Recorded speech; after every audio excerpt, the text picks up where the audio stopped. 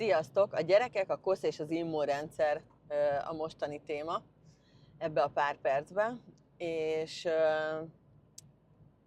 biztosan ti is tudjátok, hogy az immunrendszerünk az két részre osztható. Van egy hozott immunrendszer, ami genetikailag a génjeinkből fakadóan, örökletesen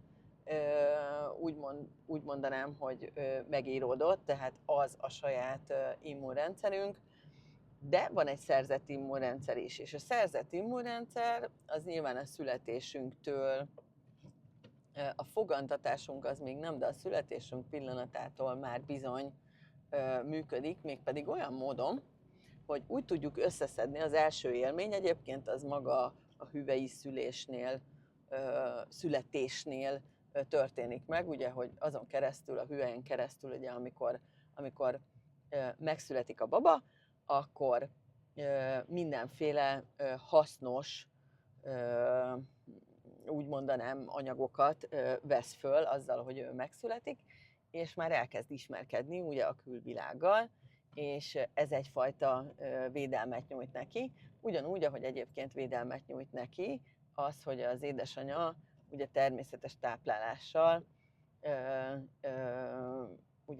szoptatással táplálja a gyereket, az is nagyon segíti az immunrendszert, mert abban egy csomó információt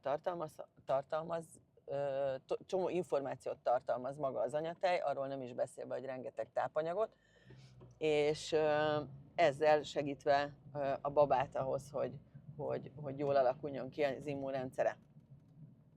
Na, viszont sokaknál látom azt, hogy és most nem a betegeimnél mondom, hanem általánosan, látom azt, hogy van, hogy túl vigyázzák a gyereket, akár attól, hogy mit tudom én, amikor ugye elkezd kisebb lenni, ugye ez az első kör, hogy kimegyünk a homokozóba, imádsz mindent megfogni, főleg a homokot, és már veszi is be a szájába.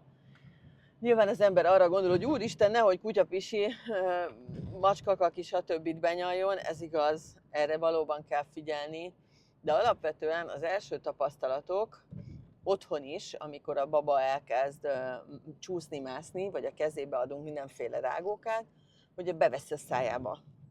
Megfogja a kezébe, beveszi a szájába, és ezúton módon mindenféle ízeket, szagokat, mintázatokat az agy összeköt. Ebből lesz a tapasztalás.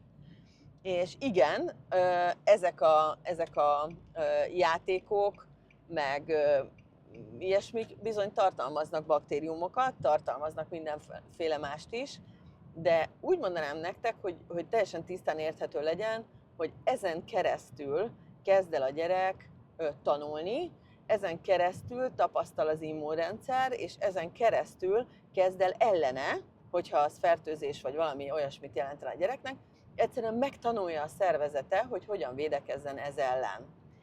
Ezért bizonyára hallottátok már ti is, hogy egy egészséges immunrendszer kialakulásához egy olyan évente 2,5 kg koszt meg kell lenni.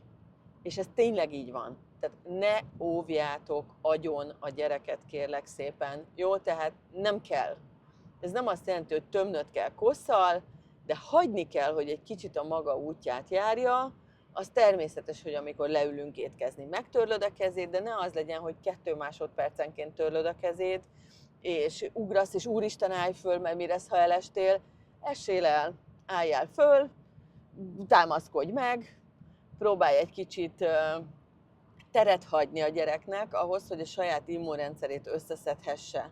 Jó, nagyon fontos, mert az egész életére meghatározó információkat gyűjt ilyenkor, és ez nagyon fontos. Szerintem ennél többet nem is adhatsz neki, mint hogy tapasztaljon. És az immunrendszer is tapasztal, az immunrendszer is tanul, az immunrendszer is fejlődik, és ezt hagyni kell.